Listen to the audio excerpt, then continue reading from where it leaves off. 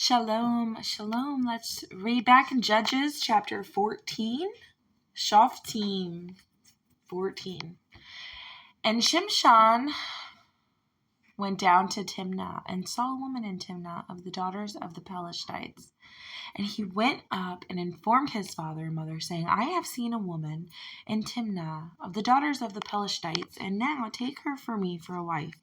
But his father and mother said to him, Is there no woman among the daughters of your brothers or among all my people that you should take a wife from the uncircumcised Pelishtites?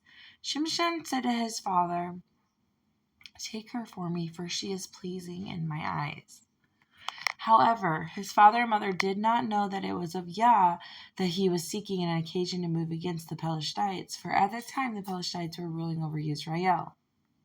Then Shimshon went down to Timnah with his father and mother and came to the vineyards of Timnah. And see, a young lion came roaring at him, and the ruach of YAH came mightily upon him, and he tore it apart as the tearing apart of a young goat, with naught in his hand. But he did not make known to his father or his mother what he had done. He went down and spoke to the woman, and she pleased Shimshon well. And when he returned later to take her, he turned aside to look at the carcass of the lion, and saw a swarm of bees and honey in the carcass of the lion.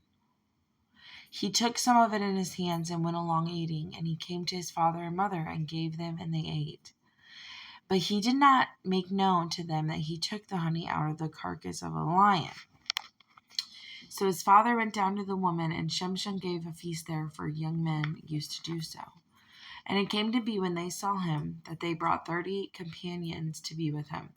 And Shimshon said to them, Please let me put forth a riddle to you. If you clearly solve and explain it to me within the 7 days of the feast, then I shall give you 30 linen garments and 30 changes of garments. But if you are unable to explain it to me, then you shall give me 30 linen shirts and 30 changes of garments. They said to him, Put forth your riddle, let us hear it. And he said to them, Out of the eater came forth food, and out of the strong came forth sweetness. And for 3 days they were unable to explain this riddle. And it came to be on the 7th day that they said to Shimshon's wife, Entice your husband to explain the riddle to us, or else we will burn you and your father's house with fire. Have you invited us in order to take what's ours, is it not? And Shimshon's wife wept before him, and said, You only hate me and do not love me.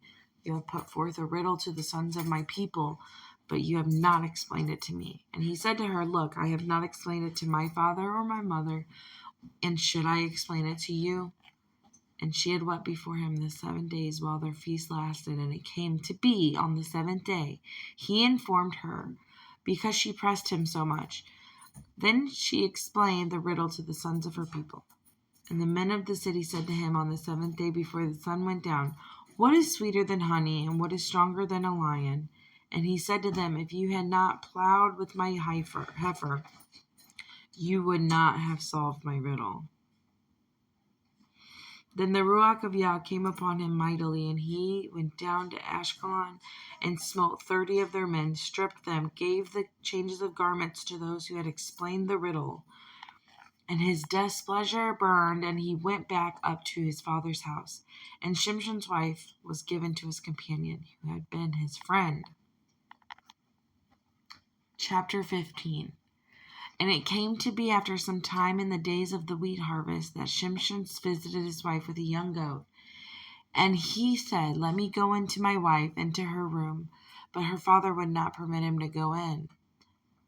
And her father said, Indeed, I thought you hated her intensely, so I gave her to your companion. Is not her younger sister better than her? Please take her instead. And Shimshon said to them, This time I am blameless regarding the Pelishtites if I do evil to them. And Shimshon went and caught 300 foxes, took torches and turned them tail to tail, and put a torch between each pair of tails. And lit the torches on fire, and sent them out into the standing grain of the Pelishtites, and burned up both the shocks and the standing grain, even the vineyards and olive trees. And the Pelethites said, "Who did this?" And they answered, "Shimshon, the son-in-law of the Timnite, because he took away his wife and gave her to his companion." Then the Pelethites went up and burned her and her father with fire. And Shimshon said to them, "Though you do this, yet I shall take revenge on you, and after that I'll seize." And he smote from them hip and thigh, and a great smiting, and went down and dwelt in the cleft of the rock of Adam. The Pelethites then went up and encamped in Yehudah, and spread out against Lehi. And the men of Yehudah said, "Why have you come up against us?" And they answered, "We have come up to bind Shimshon, to do to him as he has done to us." Then 3,000 men of Yehudah went down to the cleft of the rock of Adam, and said to him, Shimshon, "Do you not know that the Pelethites are rulers over us? Why have you done this to us?" And he said to them, "As they did to me, so I did to them." And they said to him, "We have come down to bind you, to give you into the hand of the Pelethites." And Shimshon said to them, "Swear to me not to fall on me yourselves."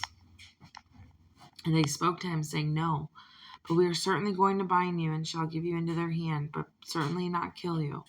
So they bound him with 2 new ropes, and brought him forth from the rock. When he came to Lehi, the Pelethites came shouting to meet him, and the Ruach of Yah came mightily upon him.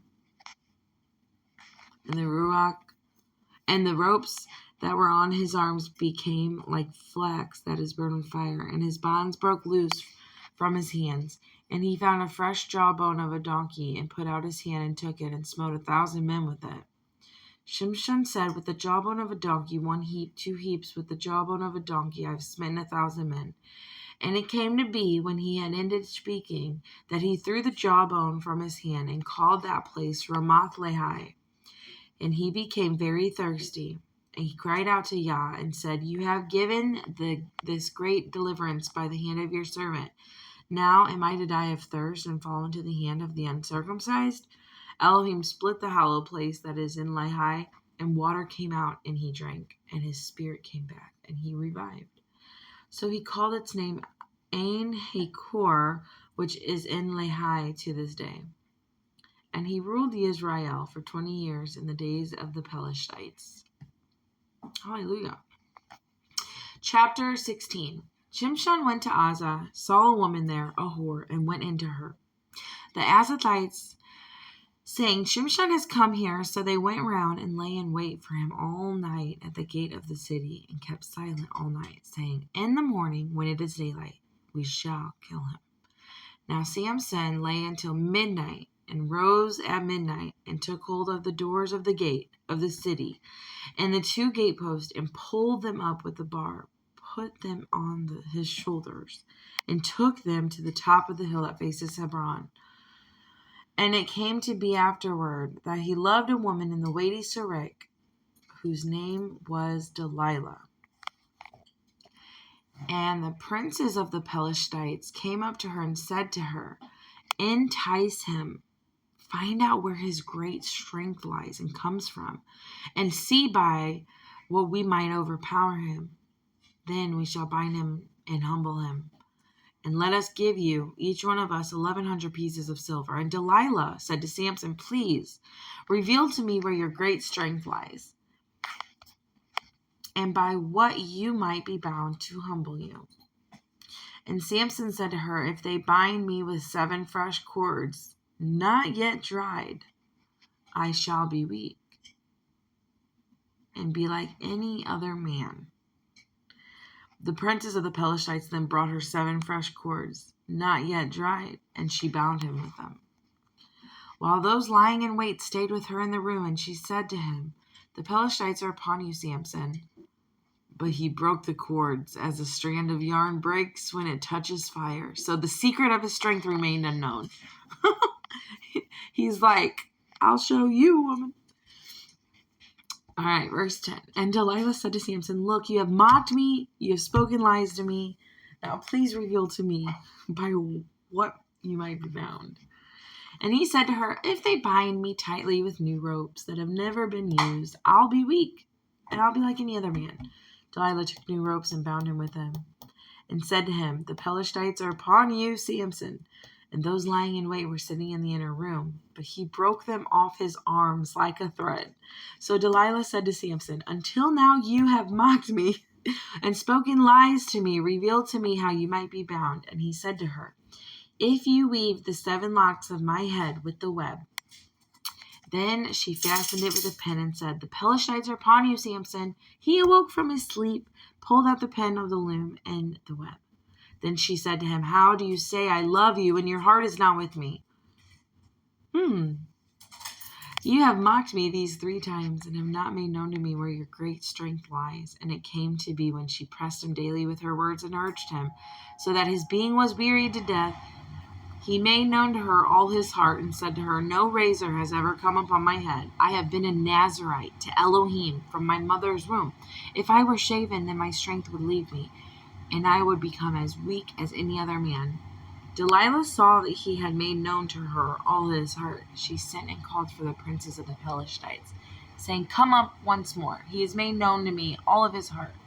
So the princes of the Pelishites came up to her and brought the silver in their hand. And she made him sleep on her knees, and called for a man, and shaved off the 7 locks of his head. Thus she began to humble him, and his strength left him. And she said, "The Pelishites are upon you, Samson." He awoke from his sleep and said, "Let me go out as before at other times, and shake myself loose." But he did not know that YAH had turned aside from him. So the Pelishites took him and put out his eyes, and brought him down to Azah, and bound him with bronze shackles. And he became a grinder in the prison. But the hair of his head began to grow again after it had been shaven.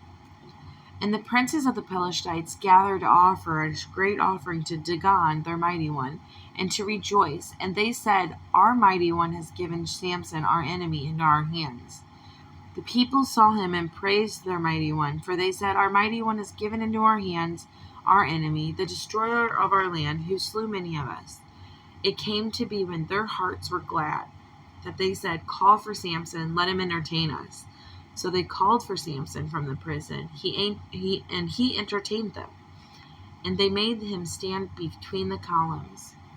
And Samson said to the young man who held him by the hand, "Let me alone, and let me feel the columns which support the house, so that I lean on them." And the house was filled with them, and women. And all the princes of the Pelishites were there. About 3,000 men and women were on the roof, who watched Samson entertain. Samson called to Yahweh, saying, "O Adonai Yahweh, remember me, I pray. Strengthen me, I pray, only this time. O Elohim, let me avenge myself on the Pelishites with vengeance for my 2 eyes." And Samson took hold of the 2 middle columns which supported the house. He braced himself against them, one on his right and the other on his left. And Samson said, "Let me die with the Pelishites." And he bowed himself mightily, and the house fell on the princes and all the people in it. And the dead that he killed at his death were more than he had killed in his life.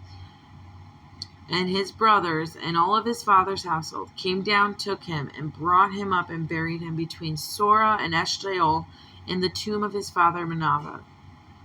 And he had ruled Israel 20 years. Hallelujah. I'll be back with another video of Shoftim Judges, chapter 17. Shalom, shalom.